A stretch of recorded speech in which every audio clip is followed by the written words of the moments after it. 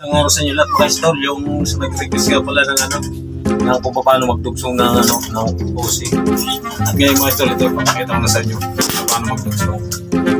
At ito yung mga gagamitin natin, no.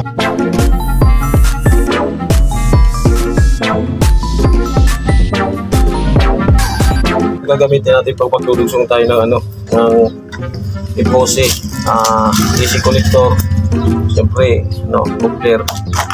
Gagamit tayo ng isang clamp, panukat natin, cutter, siyempre may cleaver tayo dyan, yan o. Yan ang gagamitin natin mga ito, at siyempre may impose tayo, no, impose, dalawa. Yan yung pagdudugsong natin. Yan. Ayan, abang-abangan mo lang mga stol para madugsong na natin. Ayan, salamat nga pala sa nag-request. Ito na sir yung hinihintay mo.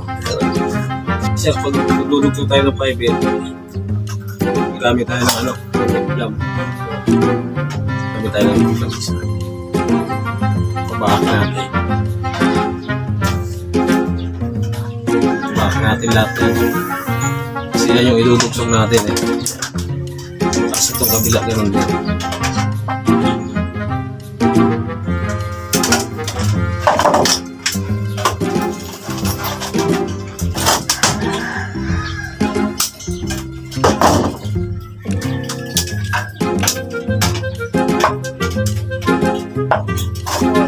Itong iplo mga stone, gagamitin natin ito sa dugsungan para hindi siya matanggal.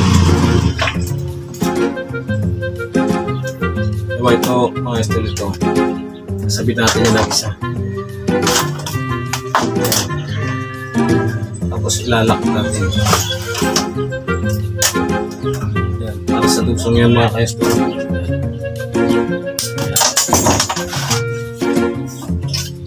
Yung kabila naman para hindi siya matatanggal.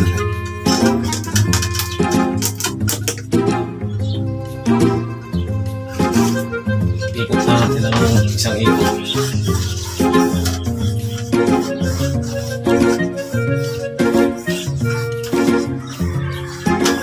Puputulin ulit natin yung sobra. Yan. Ayan mga istol yung yung gawin natin para pag dinugsong natin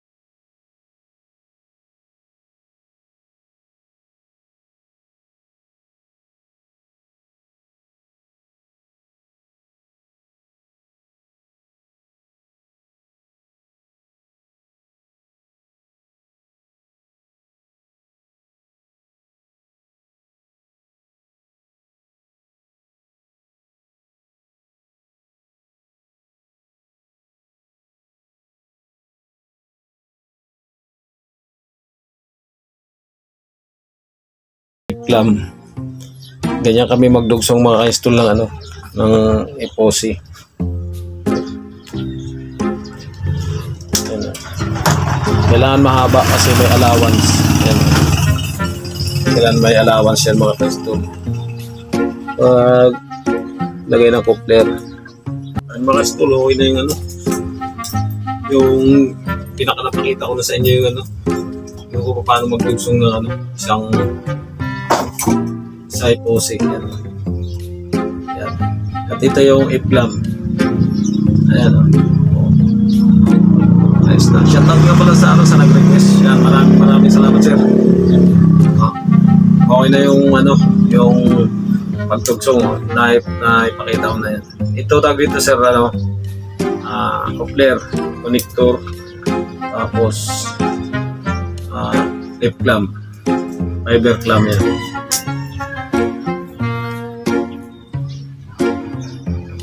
Ayan sir, okay.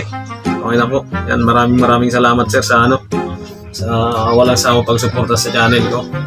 Yan, salamat. Thank you.